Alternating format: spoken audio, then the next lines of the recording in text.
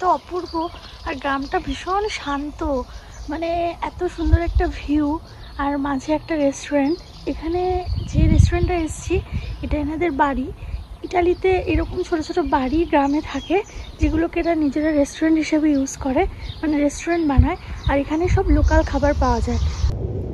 নমস্কার, কেমন আছেন সবাই? তেবুস কিংডমের নতুন আরেকটা ভিডিওতে আপনাদের সবাইকে স্বাগত। আজকে আমরা ছুটির দিন, যেহেতু এখানে এখন ছুটি পড়ে গেছে, তো আমরা ঘুরতে বেরিয়েছি আশেপাশে ইটালিতে। আমাদের এখানে প্রচুর ছোট ছোট গ্রাম আছে যেগুলো নিজস্ব বৈচিত্র্যে পরিপূর্ণ। তো সেই সমস্ত সৌন্দর্য, গ্রামের সৌন্দর্যগুলোই সামারের সময় দেখা যায়। তো আজকে আমরা এসেছি এরকম একটা গ্রামে। গ্রামটা ভীষণ নিস্তব্ধ, সুন্দর, পরিষ্কার পরিচ্ছন্ন, আর যেহেতু সামার তাই জন্য বিভিন্ন রকমের ফুল ফুটে আছে। এই গ্রামটার বৈচিত্র্য হচ্ছে এই গ্রামে বিভিন্ন রকমের এরকম ওয়াল পেন্টিং রয়েছে, যেগুলো ভীষণ সুন্দর এবং ভীষণ নিখুঁত কারুকার্য। এছাড়াও রয়েছে গ্রামের কিছু রেস্টুরেন্ট, যেগুলো টিপিক্যাল খাবার পাওয়া যায়। এখানে ইটালিতে তো বিভিন্ন রকম গ্রামে তাদের নিজেদের যে ট্র্যাডিশনাল খাবার সেগুলোই পাওয়া যায়।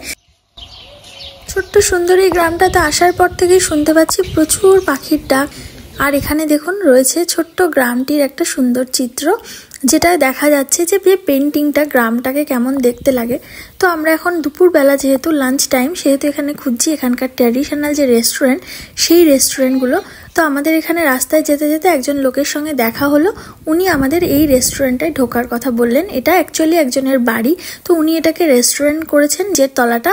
তো সেখানে কি কি সাজিয়েছেন, যেখানে ভীষণ সুন্দর ওদের সমস্ত এগ্রিকালচার, সমস্ত নিজেদের জিনিসপত্র দিয়ে ওরা রেস্টুরেন্টে খাবার বানায়। আর ঢুকেই দেখলাম বাচ্চাদের জন্য এরকম একটা খেলার জায়গাও রয়েছে। লাড্ডু যদি নান বসে তাহলে কি করে হবে?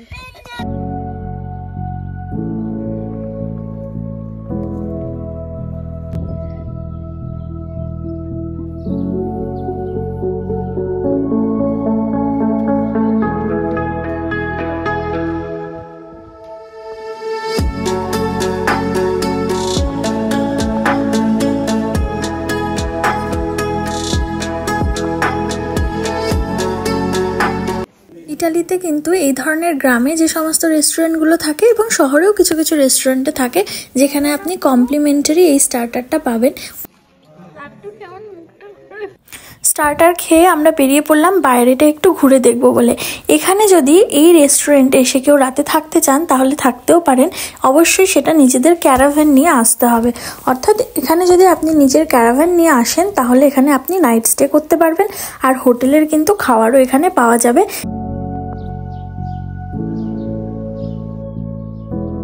তো এই গ্রামের ভিতরে এই যে জায়গাটা আমার ভীষণ ভালো লেগেছে। শান্ত নিরিবিলি পরিবেশে যদি কয়েকটা দিন কাটাতে চান তাহলে কিন্তু অবশ্যই এটাতে আসতে পারেন।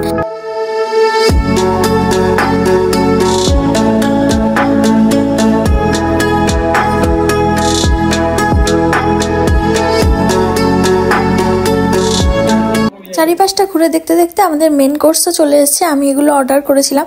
আমি এখন যে রেস্টুরেন্টে যেখানেই যাই সেখানে ওদেরকেই জিজ্ঞেস করি যে আপনাদের এখানকার ট্র্যাডিশনাল খাবার কি বা বেস্ট কি আপনাদের এই মেনুর মধ্যে।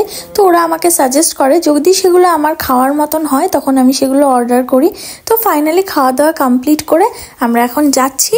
তো এটা ছিল এই গ্র্যান্ডমার রেস্টুরেন্ট। ফাইনালি উনি আমাদেরকে কফি অফার করেছিলেন, এক্সপ্রেসো কফি খাইয়েছিলেন। ইটালিতে আমরা যেখানে থাকি এই সাইডের লোকজন কিন্তু ভীষণ ভালো, ভীষণ হেল্পফুল। ওরা কিন্তু চেষ্টা করবে ওদের সাধ্যমতো আপনাকে হেল্প করতে যতটা পারবে। ইউরোপের খুব কম দেশেই আপনি এই ধরনের ভালো মানুষ বা ফ্যামিলিয়ার লোকজন দেখতে পাবেন। চারিদিকে সবুজে ঘেরা পাহাড় আর রং বেরঙের ফুল দেখলে আপনার মনটা কিন্তু অনেকটা শান্ত হয়ে যাবে, আর ভীষণ ভালো লাগবে। এখন বিকেলবেলা, চারিদিকে হলুদ হলুদ এত সর্ষে ফুলের মতন ফুল। ভাবলাম, দেখে গাড়ি থেকে নেমে একটু দাঁড়ালাম, হাওয়া দিচ্ছিল ভীষণ সুন্দর, কিন্তু নেমে দেখলাম এখানে সর্ষে ফুল নয় এগুলো। আর পাহাড়ের ওপরে দূরে দেখুন একটা লেকও দেখা যাচ্ছে। আপনারা প্রায়ই হয়তো শুনে থাকবেন যে ইটালিতে গ্রামে বাড়ি বিক্রি হচ্ছে খুব কম দামে।